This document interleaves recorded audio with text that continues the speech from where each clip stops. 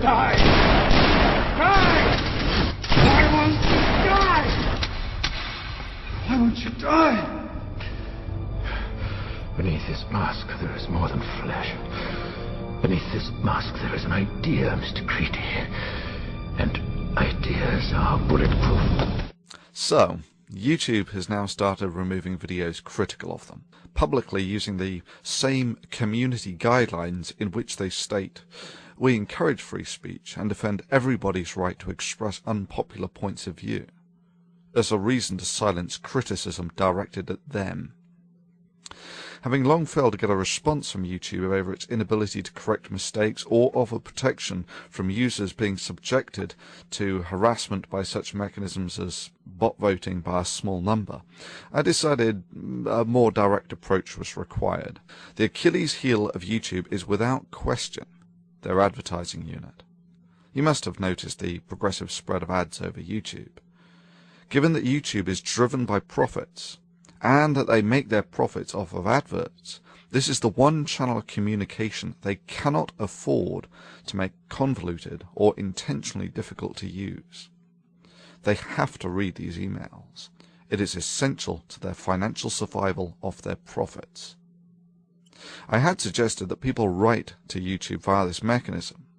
I timed the release of the video to be about 6 p.m. Friday Pacific Standard Time, to coincide with the YouTube staff going home for the weekend. Less than 12 hours later, the video was removed for community guidelines violations.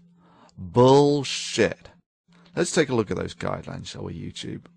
Well, it's not porn, it's not drug abuse, gratuitous violence, shocking or disgusting hardly, it's not copyright, otherwise that would have been a DMCA issue. Then we come to the interesting stuff. We encourage free speech and defend everybody's right to express unpopular points of view. We do not permit hate speech, speech which attacks or demeans a group based on their race, ethnic origin, religion, disability, gender, age, veteran status, or sexual orientation, gender identity. Yeah, this is what I mean about the guidelines being so vague that anything could be a violation. But anyway, it's not that. It's certainly not hate speech, and this is certainly a free speech issue. Things like predatory behavior, stalking, threats, harassment, intimidation, invading privacy, revealing others' personal information, and inciting others to commit violent acts or to violate the terms of use are taken very seriously. Anyone caught doing these things may be permanently banned from YouTube. Harassment? Nah. This was encouraging users to voice legitimate concern. Personal information? Well, I did include Susie Ryder's name. But then again, this was on the video on her advertised channel. I gave away no information that wasn't the first thing that came up when you typed the information on her YouTube advertised video into Google. In any event, it's not personal information. This is just the contact information for the ad sales director of YouTube. This would be like claiming that asking someone to write to President Hussein at the White House is giving away their personal information. Okay, next. Everybody hates spam. Don't create misleading descriptions, tags, titles, or thumbnails in order to increase your views. Well, it's none of those. It is not okay to post large amounts of untargeted, unwanted, or repetitive content, including comments and private messages. No, no, and no. I did none of these. I did not post large amounts of unwanted or repetitive content, nor is this spam. This was the YouTube community expressing its opinion to YouTube. And yeah, for even suggesting that people commit the crime of letting YouTube know the areas of weakness in their system, they took my video down for violation of community guidelines. I call bullshit on that. This was a communal action targeted at the community organizers. Designed to be effective? Yes, of course. And the fact that YouTube threw their toys out of the pram less than 12 hours after the video was put up shows that it was. Legal? Absolutely. Within the community guidelines? Sure. No. This action would be more akin to a group writing letters to a government about the concerns they have. YouTube's response was the metaphorical equivalent of removing that person's freedom of speech for even suggesting the crime as vile as writing to the government about perceived weaknesses.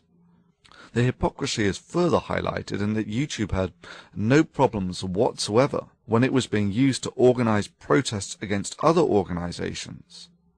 However, when the protest was against YouTube itself and targeted the obvious Achilles heel of its advertising department, they threw a hissy fit. So much for all those pious words about we encourage free speech and defend everybody's right to express unpopular points of view.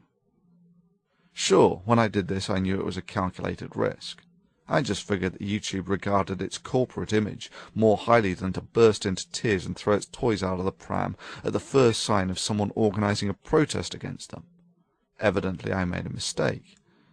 So what do we learn from this? Well, firstly, YouTube has shown us that they get real pissy when you write to its advertised channel.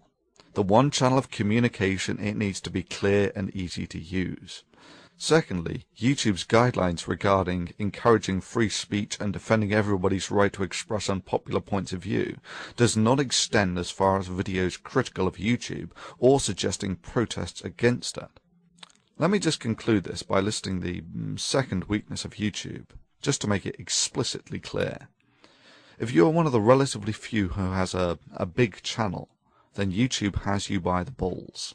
You put a lot of work into it, and YouTube can shut you down at the flick of a switch. If you have a small channel, and there are millions of you who do, then you have YouTube by the balls. YouTube cannot afford the time to flip millions of switches. In essence, the subscribers and fans are the only real defense of big users against YouTube. In this sense, I thank all those who mirrored the original video. A very good strategy. Further, if you not only download but recode the video, it will not appear as a duplicate, and it will not be as easy for YouTube to use automation to remove these videos. Do I have anything to lose by being shut down by YouTube? Of course.